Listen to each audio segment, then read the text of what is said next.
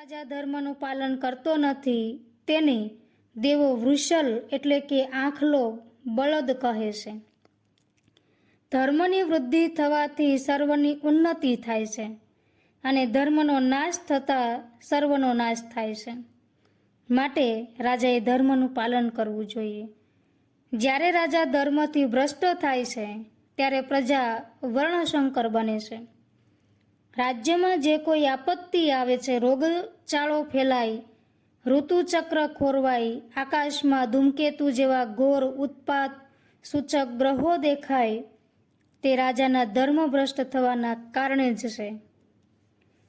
આવો અરક્ષિત રાજા પ્રજાનો ક્ષય કરનારો એટલે કે નાશ કરનારો અને અંતે સ્વયંનો પણ નાશ થાય છે. માટે રાજાએ ધર્મનું પાલન કરવું અને પ્રજાજનો પાસે તેનું પાલન કરાવવું જોઈએ. વર્તમાન સમયમાં કોરોના જેવી મહામારી, ધરતીકંપ, વાવાઝોડું વગેરે આપત્તિઓ વારંવાર આવે છે. તેને નાથવા માટે સરકાર તેમજ પ્રજાજનોએ આ ઉપદેશ ગ્રહણ કરવો જોઈએ.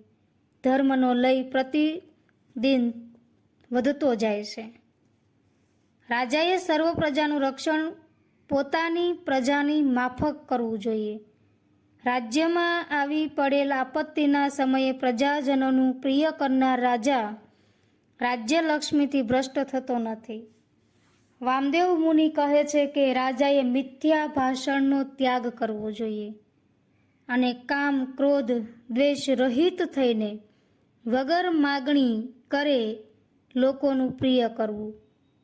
લોકો માગી માગીને થાકી જાય, આંદોલન કરે, ત્યાર પછી આપવું એવું નહીં, પરંતુ એમની પોતાની ફરજ એમને સમજવી જોઈએ. પ્રજાજનો કોઈ પ્રશ્ન કરે તો તેનો તિરસ્કારયુક્ત જવાબ ન આપવો. વાણીમાં ગંભીરતા હોવી જોઈએ.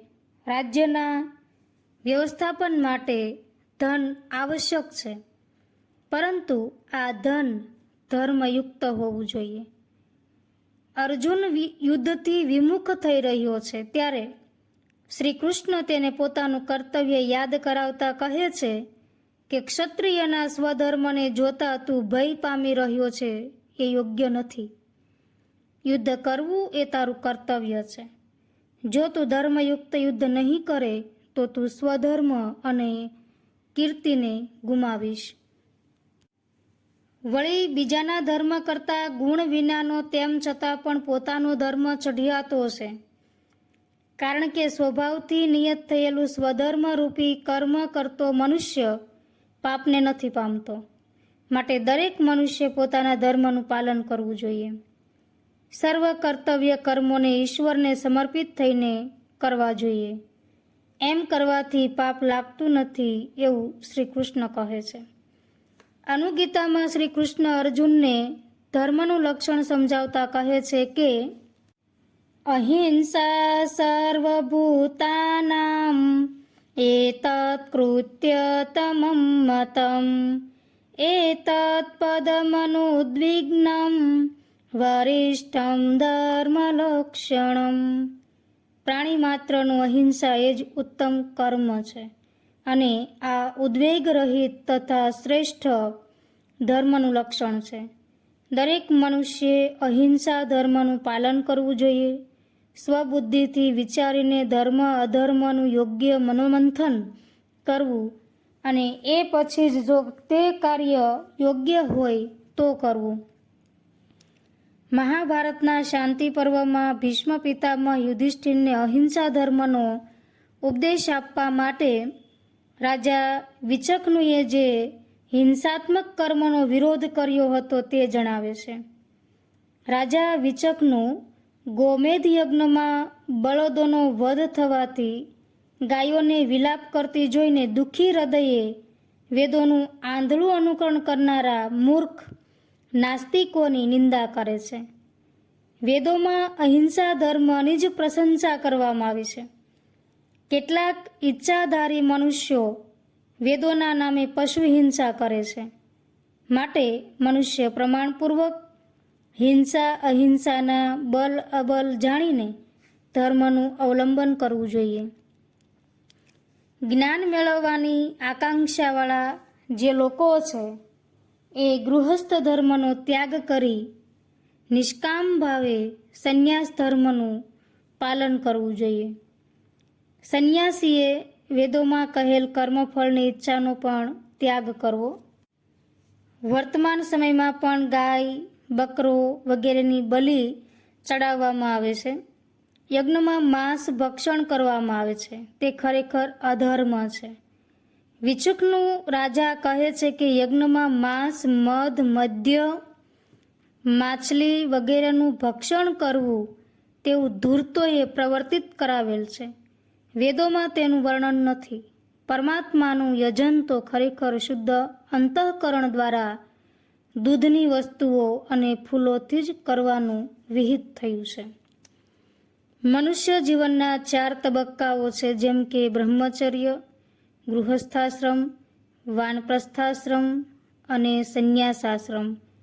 કપિલ ગીતામાં ગૃહસ્થ આશ્રમને વિશેષ મહત્વ આપવામાં આવેલ છે, કારણ કે તેના આશ્રય વિના અન્ય આશ્રમો પ્રવર્તતા નથી.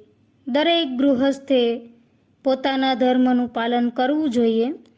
જે ગૃહસ્થી ચિત્ત શુદ્ધિ દ્વારા પોતાના ધર્મનું પાલન કરે છે તે અવશ્ય મોક્ષ ધર્મને પામે છે. જનક, યાજ્ઞવલ્ક્ય વગેરે ગૃહસ્થ હોવા છતાં પણ મોક્ષ પામ્યા. જે મનુષ્ય આળસ અને વેદજ્ઞાનના અજ્ઞાનને કારણે સંન્યાસ ધર્મ પ્રવર્તાવ્યો તે નિંદાને પાત્ર છે. વળી ધીરજપૂર્વક વાસનાને જીતનારા, પવિત્ર પરબ્રહ્મને જાણનારા સંન્યાસીઓની પ્રશંસા પણ કરી છે.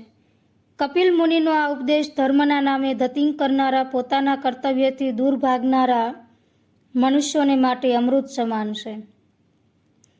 હારિત ગીતામાં ભીષ્મ યુધિષ્ઠિરને સંન્યાસ ધર્મ સમજાવતા કહે છે કે લાભ, હાનિ, રાગ, દ્વેષ, મોહ વગેરેનો ત્યાગ કરવો, અન્યના દોષો ન જોવા, અહિંસા ધર્મનું પાલન કરવું, સૂર્યની માફક સદા ગતિશીલ રહેવું, વાદ વિવાદ ન કરવો, સહનશીલ બનવું, અભિમાનનો ત્યાગ કરવો, પ્રિય વચન બોલવા, કોઈની નિંદા ન કરવી અને કોઈ પોતાની નિંદા કરે તો પણ કુશળ બોલવું, કોઈનું ખરાબ ન કરવું, ભિક્ષા લેવા ભટકવું નહીં, ભોજન માટે પ્રથમથી જ નિમંત્રણ આવ્યું હોય તો ત્યાં જવું અન્યથા નહીં, મૂઢ લોકો તિરસ્કાર કરે તો પણ પોતાના ધર્મથી ભ્રષ્ટ ન થવું, ધીરજ ધરવી, દયા રાખવી, પોતાને મારી નાખવા તૈયાર થયેલ મનુષ્ય સામે પણ ક્રૂર ન થવું, આત્મશ્લાઘા ન કરવી એટલે કે પોતાના વખાણ ન કરવા, જે ઘરમાં ધુમાડો નીકળતો બંધ થયો હોય, સાંભેલાનો અવાજ ન આવતો હોય, ગૃહસ્થીને ત્યાં અવશિષ્ટ એટલે કે વધેલું ભોજન પ્રાપ્ત થાય તે ભોજન જ ભિક્ષામાં લેવું અને ભિક્ષા ન મળે તો ઉદાસ ન થવું, વસ્ત્ર આદિ દાનમાં ન લેવું, ઉપભોગોનો ત્યાગ કરવો, પોતાનું બહુ સન્માન થતું હોય ત્યાંથી ભિક્ષા ન લેવી, ભિક્ષામાં મળેલ અન્નના દોષોની નિંદા ન કરવી કે ગુણોની પ્રશંસા ન કરવી. પરાશર ગીતામાં પરાશર મુનિ ધર્મને જ શ્રેષ્ઠ કહે છે. સારી રીતે આચરેલો ધર્મ જ આલોક તેમજ પરલોકમાં શ્રેયસ્કર એટલે કે કલ્યાણકારી છે. ધનની આકાંક્ષાથી અધર્મ ન આચરવો, અધર્મનું આચરણ કરીને પ્રજાનું પાલન કરનારો રાજા પ્રજાપાલક નહીં પરંતુ લૂંટારો જ છે. જયતુ સંસ્કૃતમ જયતુ ભારતમ. રાજા